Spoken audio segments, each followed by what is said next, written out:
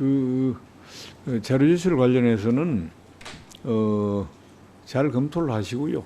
그 제출하는 게 또 후보자님께 유리할 수도 있으니까 잘 좀 검토해 주시기 바랍니다. 다음은 존경하는 백혜련 의원님 질의하시기 바랍니다. 그 자료 제출과 관련해서 저도 그게 검사장 되고 나서 그 최희배 의원님 검사장 되고 나서의 재산 그 전 이전 거요? 잘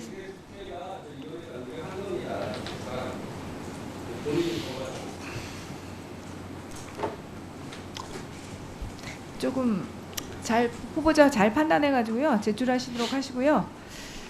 그 후보자에 대한 검찰 내의 어떤 평가 그리고 뭐 언론에서도 나타나는 것들이 그러니까 보스 기질이 많다. 그리고 일종의 좀 마초적인 부분들 그런 부분들에 대한 이야기들이 많습니다. 그리고 후보자가 검찰에서 걸어오신 길도 보면 거의 검사가 되시고 형사부보다는 특수부에 거의 근무를 하셨죠? 네, 그러면 지금 후보자가 25년 정도 검찰에 계셨다고 본다면은 그 여검사들과 거의 근무했던 적이 없는 것으로 보입니다. 거의 여검사들과 함께 근무했던 경우가 많지는 않으시죠? 저는 뭐 여검사가 우리나라 몇 명 안 될 때부터 뭐 강릉, 성남 이런 데서 그 여검사들하고 많이 근무를 했습니다. 많이 근무하셨어요? 네, 그렇습니다. 네. 그 경력상으로 볼 때는 그 여검사들이랑 근무하기가 쉽지는 좀 않았었던 것 같은데 또 그렇게 말씀을 하시니까 그럼 맞겠죠. 사실은 뭐 특수부 같은 경우는 예전에도 그랬지만 여검사들을 받지 않기 위해서 부장들이 서로 뭐 돌려막기를 하고 뭐 그렇게 했던 문화들이 있잖아요. 그죠? 네, 이제는 뭐 그것이 거의 불가능한 지경에 이르렀지만 그런 문화들도 있습니다. 그리고 이번에 법무부가 진행한 그 성희롱 성범죄 실태 전수 조사 결과에도 따르면 검찰, 그러니까 아마 일반직원인 것 같아요. 여기는 65.1%의 여성들이 성희롱 성범죄 피해 경험이 있다고 나타났고 오히려 검사는 그것보다도 더 높습니다. 70.6%가 피해 경험이 있는 것으로 나타났습니다. 그리고 조직 문화가 성평등하지 않다고 느끼는 여성 검사는 82.3%, 그중에 85%가 근무 평정, 업무 배치, 부서 배치에서 여성이 불리하다는 답을 했습니다. 엄청나게 높은 수치죠. 대부분의 여성 검사들이 이런 그 성희롱적인 뭐 수행이나 이런 직접적인 것은 많지는 않을 거라고 생각합니다. 그 부분은 그 정도가 됐으면 거의 형사사건화 됐을 확률이 더 크기 때문에 성희롱적인 그런 상황들은 많이 겪었다는 얘기고요. 저도 지금 제가 검사를 했을 때를 생각해 보면 워낙 그 당시에 검찰 문화가 남성 위주의 문화였기 때문에 어떻게 보면 성희롱이라는 것을 알면서도 넘어가기도 하고 오히려 인식하지조차 못하기도 하고 이런 상황이었던 것으로 생각됩니다. 그리고 인사와 관련해서도 항상 여검사들에게는 그렇게 특수부 같은 인지부서 가기는 굉장히 어려운 관계였고 공판부라든지 형사부 이것들이 거의 여성 검사들은 당연히 가야 하는 곳으로 인식되는 것도 많았다고 생각합니다. 지금 이런 것들은 이제 남성 검사와 여성 검사 비율이 한 7대3 비율인가요? 지금 어떻게 되죠? 지금 검사 한 2,200명 중에 여검사가 이제 650명 정도, 한 30% 정도 지금. 그러니까 7대3 정도. 네, 요새 인관하는 사람들은 여자 검사가 더 많고요. 전체적으로는 한 30% 정도 지금 돼 있습니다. 앞으로 인사라든지 이런 부분들에서 네. 어떻게 그 평등한 또 네. 여검사에게 차별하지 않는 그런 인사를 하실 생각이 있으십니까? 네, 그렇게 또 안 할 수가 없습니다. 이제는. 네. 그리고 이렇게 그 남성 이주의 문화를 바꾸는 것도 네. 바꿔 보실 거죠? 저희가 지난번 인사에도 서울중앙지검의 주요 부서에 전부 그 여검사들을 다 부별로 전부 배치를 했습니다. 그리고 한 가지만 더 우려를 말씀드리면 특수부에서 주로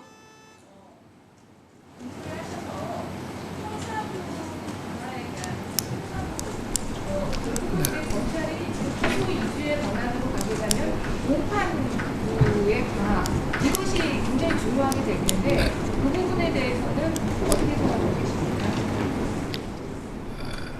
일단 형사부는 전문화와 과학화를 통해서 형사부가 이제 우리 일반 국민의 민생 또 일반 국민들의 권익 보호와 직결되는 데기 때문에 좀 전문화와 과학화를 통해서 좀 강화를 하고 공판부는 저희가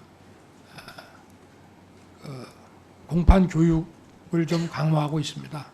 그래서 법정에서의 그런 좀 태도라든가 또 공소유지 이런 방안이라든가 이런 면에서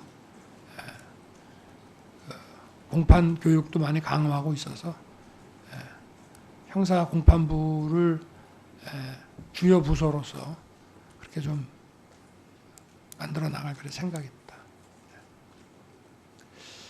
예, 수고하셨습니다. 자, 존경하는 장재훈 의원님 질의하시기 바랍니다. 예, 장재훈입니다. 피곤하시죠? 다 왔습니다. 이제 여검사 중용하는 거 동의합니다. 근데요, 안미연 검사 같은 방송에 나와가지고 자기 조직 침뱉는 공무원이 말이지, 그런 검사는 절대 중용하면 안 됩니다. 제가 두 번째 질의할 때 하명 수사에 관련된 얘기를 했습니다. 두 번째, 피의사실 공포입니다. 후보자님, 이거는 범죄입니다. 형법에 나와 있지 않습니까? 126조에 3년 이하의 징역, 5년 이하의 자격정지, 공판 전에 공포 시에. 이 범죄예요, 범죄. 근데 범죄를 검찰이 밥 먹듯이 해요. 특별히 성출직 공직자에 대해서 실시간으로 수사 상황이 생중계되는 행위, 이거는요 정치적 살인행위라고 봅니다. 최근에 대표적으로 피의사실 공포에 피해를 보고 있는 김성태 의원 사건 보세요. 김성태 딸 키워드가 3,228건이었습니다. 그런데 검찰 관계자에 의하면 이라는 워딩이 들어가 있는, 쉽게 말하면 남부지검에서 피의사실 공포를 했습니다라고 얘기하는 게 181건입니다. 단독 기사, 여기 단독 이렇게 나오는 거 있죠? 53건이에요. 넘겨보세요. SBS는 무슨 남부지검에다가 무슨 뭐 꽂았습니까? 보세요. 검찰 관계자는 연합뉴스, 검찰 관계자가 아니고 검찰은 머니투데이, 검찰 관계자는. 후보자님, 이런 범죄 행위를 하는 남부지검 가만 놔두시겠어요? 이거 총장 되시면 이거 소탕해야 됩니다. 이거 만에 하나 김성태 의원이 무혐의가 나가지고 기소가 안 된다 그러면 그 피해에 대해서 누가 책임질 겁니까? 선출직 공직자에 대해서. 이 검사는요 오직 수사로만 얘기해야 됩니다. 이런 식으로 언론 플레이하고 여론 작업하고 이 되겠습니까? 이거 후보자님 말씀해 보세요. 이거 남부지검 이거 피의사실 공포 아닙니까? 이거 남부지검 말고 어디 검찰을 얘기하는 겁니까 지금 이게? 답변해 보세요. 이거 보고. 총장이 되신다면 이런 식의 검찰의 정치인에 대한 살인 행위에 대해서 이거 근절시켜야 되지 않겠습니까? 6개월 동안 수사했어요. 어떠한 피의자나 참고인도 김성태나 김자도 얘기가 안 나왔어요. 그런데 왜 이렇게 김성태 이름이 나옵니까? 검찰발로. 이런 점들은 하여튼 이런 식으로요. 검찰이 정치하면 안 됩니다. 남부지검 이거 감찰할 용이 있습니까? 근데 제가 취임을 하면 아니 181건이 검찰바로 나왔어요. 이거 감찰 받아야 됩니다. 이거 범죄 행위한 거예요. 그다음에 마지막으로요. 별건 수사. 별건 수사의 대표적인 사례가 변양호 사건입니다. 우리 윤석열 후보자님 변양호 사건 파견 나와가지고 당시 수사팀에 계셨죠. 그렇습니다. 이게 본건이 뭡니까? 외환은행 헐값 매각 사건 아닙니까? 맞습니까? 원래 이걸로 시작한 거 아닙니까? 그죠? 수사팀 자체가 외환은행 헐값 매각 사건 팀이에요. 그런데 네. 구속은 현대차 부재탄감 뇌물죄로 구속했어요. 그리고 실제로 본건인 외환은행 헐값 매각 사건은 구속영장이 2번 기각됩니다. 불구속 기소했어요. 둘 다 무죄 났습니다. 저는요, 검찰이 본건 수사를 압박하기 위해서 이렇게 별건 수사하는 거, 그러면 이거 정말로 악질적인 아주 고약한 검찰의 버릇입니다. 어떻게 생각하세요? 본건 수사하세요. 본건만. 본건에 혐의 없으면 무혐의죠. 아닙니까? 어떻게 생각하세요? 제가 뭐 그 사건은 대법원에서 무죄가 났기 때문에 제가 사건 내용에 대해서는 말씀드리기 어렵습니다만은 제가 이게 대표적으로 일부러 별건을 하려고 한 것이 아니고 다 그렇게 얘기해요. 현대차 뇌물 사건을 수사를 하다가 쭉 하는데 범죄 행위가 나오는데 어쩌겠습니까? 여러 다 사람이 그거예요. 이명박 사건도 마찬가지 아니, 그런 거예요. 그 변양호 씨만을 타겟으로 한 것이 아니고 그 현대차에서 위아라는 회사를 싸게 자, 제가 5초밖에 안 남았으니까요. 말씀은 끝나고 네. 하시고요. 네. 제가 그래서 말씀드리는 겁니다. 네. 검찰의 가장 고질적인 적폐 중의 적폐가 아까 말씀드렸듯이 하민 수사. 네. 대통령의 하명 받아가지고 그거 다시 수사해가지고 무혐의 나면 검찰이 얼마나 신기합니다. 그리고 피의자 정보 이거는 정말 검찰이 하지 말아야 될 범죄 행위를 하고 있는 겁니다. 특히 소출지 공시하는 표본업고 사는 사람이 아닙니까? 그런데 그 피의 사실이 실시간으로 상실된다? 죽으라는 얘기예요. 죽으라는 얘기. 남부시고 감찰해야 됩니다. 이거 끝까지 남부도 있을 거예요. 그 다음에 제가 변양호 사건에 대해서 아주 저도 부정은 아니니까 후보에다가 할 말이 있을 거라고 생각합니다. 다만 지금 이 별건 사건이 너무 많이 진행되고 있다. 그것도 인권 차원의 문제라고 생각해요. 그렇지 않습니까? 공권이 입건되면 그 공권에 대해서 수사하고 정리하는 것다고 생각합니다. 예, 마무리해 주시기 바랍니다. 예. 후보자님, 제가 오늘 말씀드린 피의자 인권보 또 이런 정말 하지 말아야 될 적폐 여러분 끌어내는 중량이 계시다면 그것이 진정한 검찰 개혁이다. 저는 이렇게 생각하고 싶은 말씀입니다. 유념하겠습니다. 저희가 별건 수사는 아니라고 하더라도 외부에서 보기에 별건 수사라는 오해를 불식시킬 수 있도록 저희가 하여튼 사건 수사를 하면서 본류에 충실하게 그렇게 해나가도록 하겠습니다. 이렇게 181건이나 지금 네. 실시간 중계되는 데서 어떻게 생각하세요? 하여튼 저거는 제가 취임하면 좀 진상을 한번 잘 파악을 해보겠습니다. 예, 수고하셨습니다. 다음은 존경하는 이철희 위원님 질의하시기 바랍니다. 예, 늦은 시간까지 고생 많으십니다. 우리 저 후보자님, 울산에서 있었던 그 고래고기 네, 환부 사건 아세요? 네, 예. 2016년 5월부터 지금까지 이어지는 것 같은데, 그죠? 네. 뭐 별것도 아닌 것 같은 게 점점 커져서 지금 검경 간에 상당히 이게 감정 대리까지 간 것 같아요. 지난 6월 12일 날에 울산지검에서 울산경찰청, 울산지방경찰청에 광역수사대장하고 팀장을 입건했는데 피의사실 공표죄로 입건했습니다. 저는 피의사실 공표죄가 66년 동안 잊혀진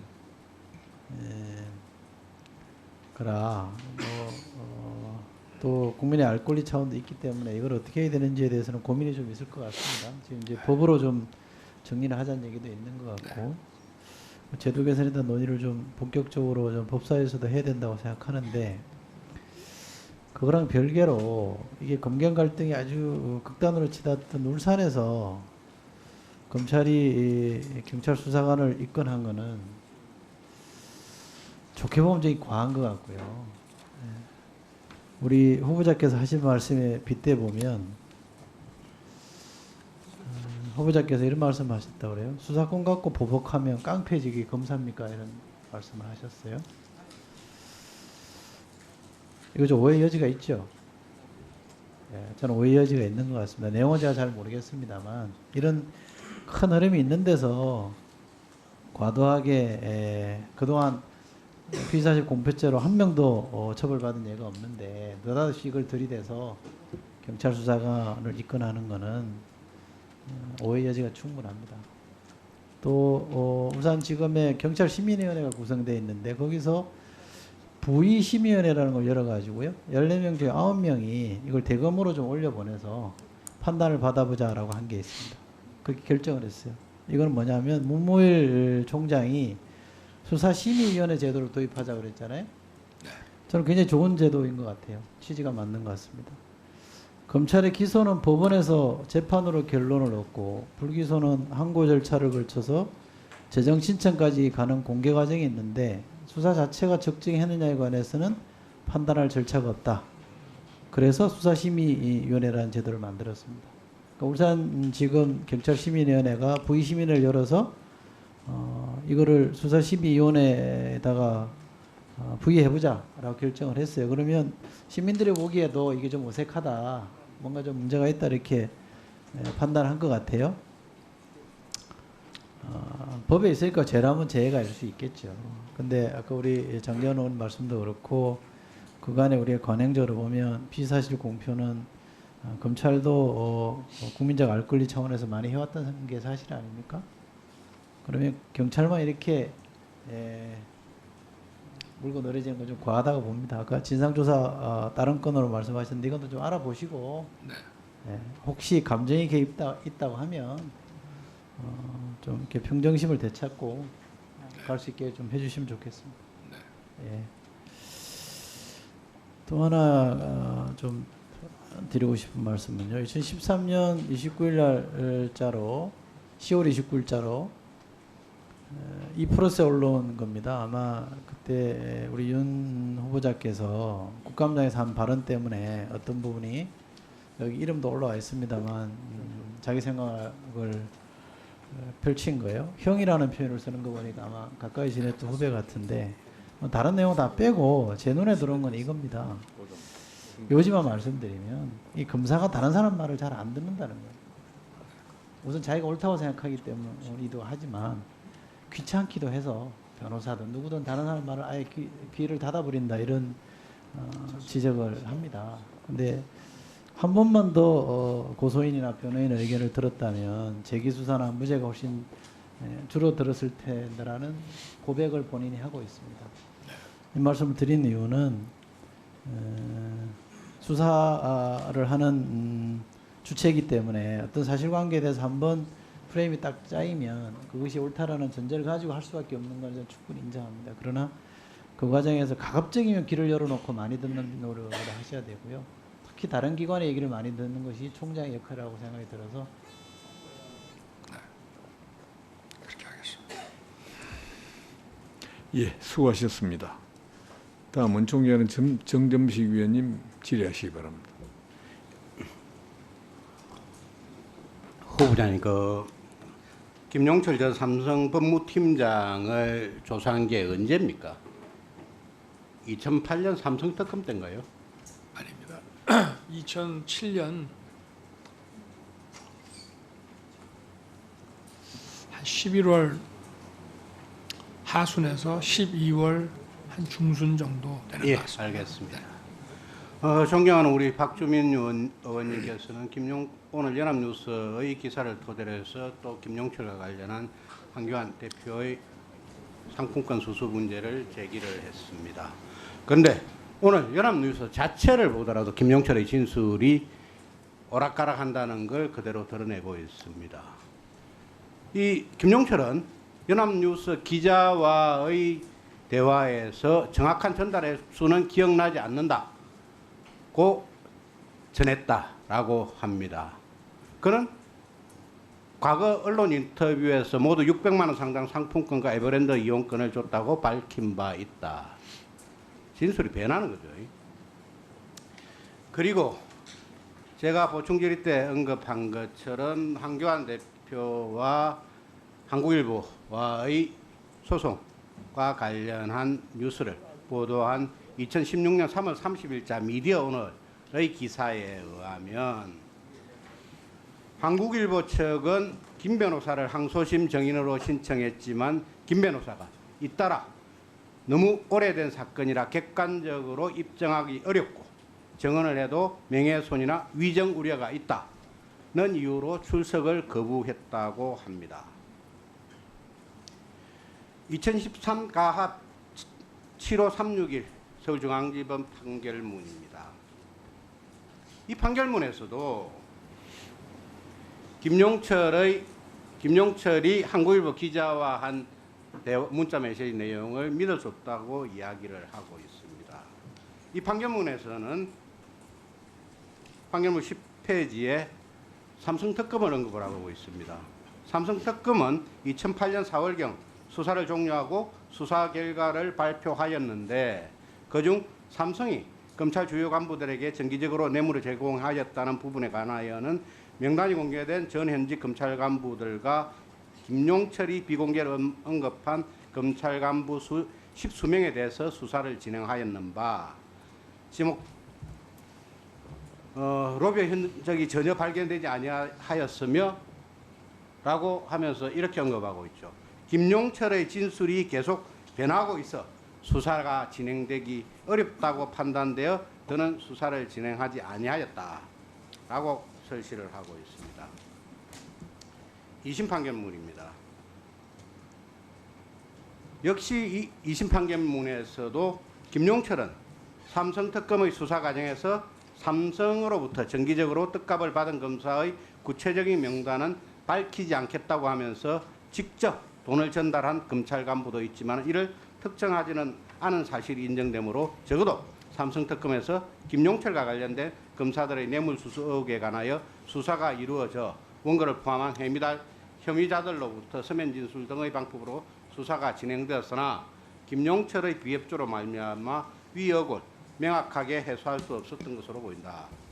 결국 김용철은 최초로 의혹을 제기하고 나서 막상 특검의 수사라든지 재판, 민사소송 등에서는 출석을 거부하면서 계속 외부에서 자신의 진술만을 반복하고 있습니다. 이런 사람의 진술을 믿고 우리 검찰총장에 대한 인사청문회장에서 이 의혹을 제기하는 것은 전혀 이해가 되지 않습니다.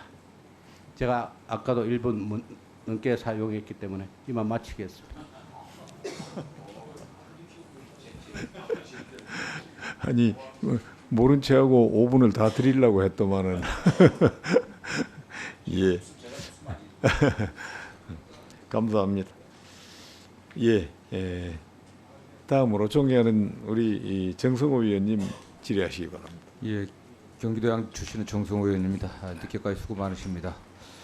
지금 국회 그 패스트트랙에 올라가 있는 그 검경 수사권과 관련해서 그리고 뭐 핵심적인 뭐랄까 요소라고 하는 것은 지휘권 폐지 여부 문제 논의되는 게, 그다음에 이제 직접 수사를 어느 정도까지 유지할 것인지 이런 것들이 이제 굉장히 쟁점이 될 것 같은데, 뭐 후보자 입장에 대해서는 뭐 서면 답변은 나와 있는데 만약 후보자 갖고 있는 소신과 국회 논의 과정에서 여야간에 만들어졌던 개혁의 방향과 이게 좀 다를 때 후보자는 어떤 입장을 취할 것 같습니까? 이게? 저는 법 집행이 제 임무이기 때문에 제가 법이 만들어지는 과정에서 좋은 법을 만드시도록 의견은 저희가 냅니다만은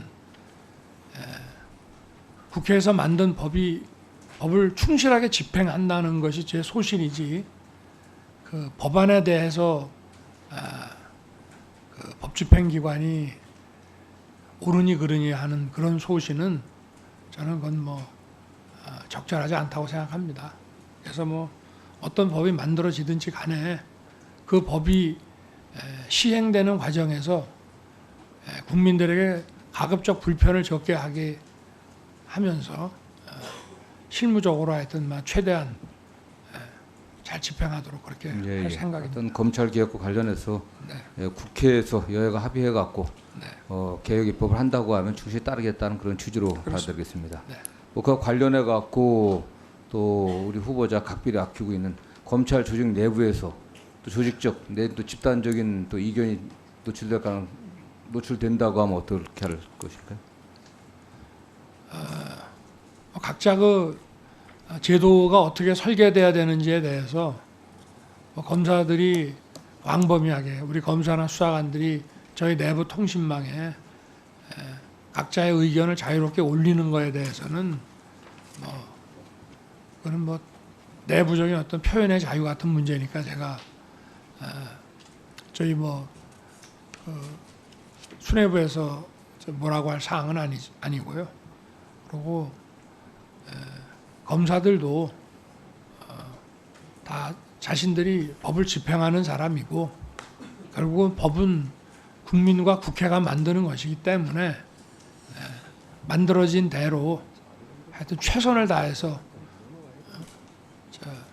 충실하게 집행되도록 노력할 것으로 그렇게 생각합니다. 예, 어쨌든 검찰이 또 조직이익주의에 매몰되어 있다 이런 국민적인 비판을 받지 않도록 그런 입법 과정에 있어서도 그 조직 구성원들의 의견을 충분히 잘 수렴해갖고 국회에 전달하고 또 그러한 의견들이 전달된 상태에서 국회에서 어떤 합의된 결정들이 나온다고 하면은 충실히 따르는 그런 분위기가 꼭 만들어져야 될 것으로 보고 있습니다. 네, 그렇죠? 네. 최근에 얼마 전이죠, 한 3주 전쯤에 서울고법 형사 2부에서 압수수색 영장 관련해 갖고서 판결 나온 거 알고 계시죠? 이게 압수수색을 하면서 영장에 기재된 혐의와 무관한 컴퓨터 외장하드나 서류철 등을 포괄적으로 압수의 별건 수사에 활용한 것은 위법이다 이렇게 얘기하면서 특히 위법하게 압수한 압수물은 물론 이를 바탕으로 합한 2차 증거 역시 모두 위법해서 증거 능력 자체가 인정되지 않는다 이 판결 나온 거 알고 계시죠? 좀 별건 수사 문제뿐만 아니라 이 압수수색이 너무 광범위하게 또 일반적으로 이루어지는 그런 관행들에 대해서는 반드시 또 이게 확실하게 정리해 갖고 기준들을 좀 만들어야 될 것으로 보고 있습니다. 어떻게 생각하십니까? 저희는 이제 2007년도에 소위 그 제주지사 사건이라는 게 있어가지고요. 그래서 그때부터 저희가 압수수색 매뉴얼로 압수영장에 혐의 사실로 기재되지 않은 것에 대해서는 증거로 사용하지 않고 만약에 그걸 증거로 사용하려고 하면은 별도의 영장을 또 청구해서 법원으로부터 발부받아서 이렇게 수사를 하는 것이 사실은 그때부터 이제 내부 매뉴얼로 돼 있었는데 그 사건에서는 최근에 그 무죄가 선고된 사건에서는 아마 좀 사건이 복잡하다 보니까 그런 점들을 세밀하게 좀 챙기지 못했던 것이 아닌가 하는 것이 저희 내부의 지금 분석입니다. 저희들이 하여튼 그 압수영장의 그 혐의 사실로 기재되지 않은 부분에 대해서 포괄적으로 압수물을 들고 와서 막 무한정으로 수사를 벌이는 이런 부분들은 철저하게 저희들이 절제하겠습니다. 네. 네. 네. 네. 네. 그렇습니다. 이런 것들 압수할 때는 새로운 기준들 이렇게 만들어져야 될 것 같습니다. 네. 예, 수고하셨습니다. 어떻게 후보자님 밤이 깊어질수록 설명이 길어지시네요. 예. 다음은 존경하는 김도우 위원님 질의하시기 바랍니다. 그 후보자님, 네. 작년 서울고지검 국정감사 때 저한테 약속한 게 하나 있는데요. 기억하십니까? 좀 환기를 해주시면은 제가 예? 좀 환기를 해주시면 하겠습니다. 김명수 대법원장을 비롯한 각급 법원장들의 공보관실 운영비, 횡령, 그 횡령에 이르는 데 있어서 허위 공문서 작성, 수사를 할 것이냐고 제가 질문을 했고 후보자님께서 바로 적답으로 네. 하겠습니다라고 했거든요. 네. 하고 있습니까? 이게 지금 제가 뭐 알아요. 지금 이 수사를 지금 상당히 좀 진행을 해가지고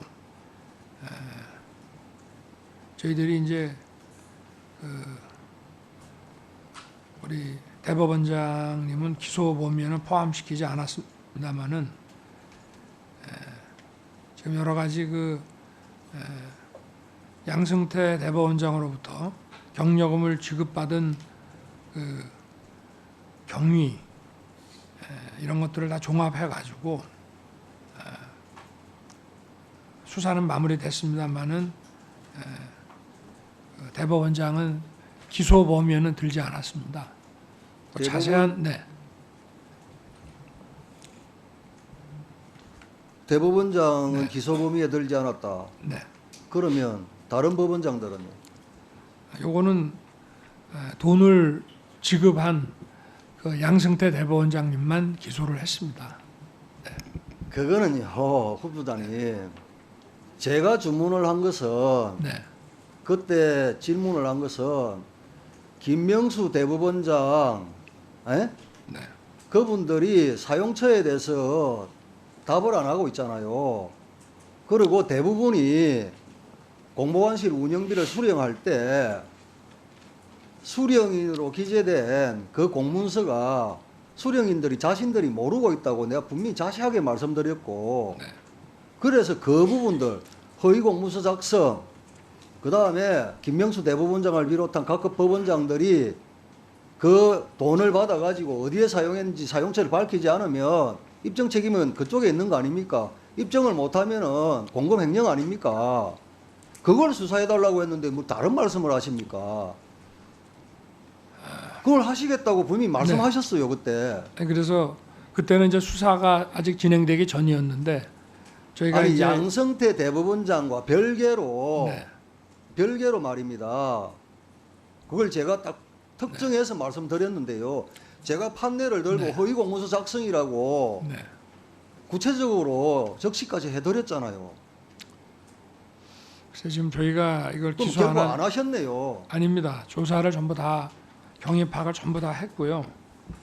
그 왜 기소를 하지 않았는지 그 이유를 좀 이 자리에서 설명드리기가 조금 좀 분명히 허위 공문서 작성도 있고 한데 네. 그런 부분도 인지가 안 됐나요? 저희가 경위를 다 파악을 해보니까 좀 인정하기가 어려운 부분이 있었습니다. 결국은 네. 대통령 코드 인사로 임명된 대법원장 그냥 뭐 살아있는 실세 권력 거기에 대해서는 그냥 우리 후보자님의 칼날이 무뎌져 버린 겁니까? 그걸 제가 공개적으로 지적을 했고 네. 분명히 하신다고 했으면 예? 그러면 어떻게 됐는지 공개적으로 답변을 못 하시면 그러면 서면으로라도 예? 어떤 수사를 했고 어떠해서 기소를 못했다 라고 답변을 주셔야 하는데 지금 답변을 하시는 거 보니까 역시 코드에 맞는 분들한테는 칼날이 들어가지 않는구나. 예? 지금 위원님 답변하시는 걸 보니까 수사가 안 된 것 같아요. 아니요, 이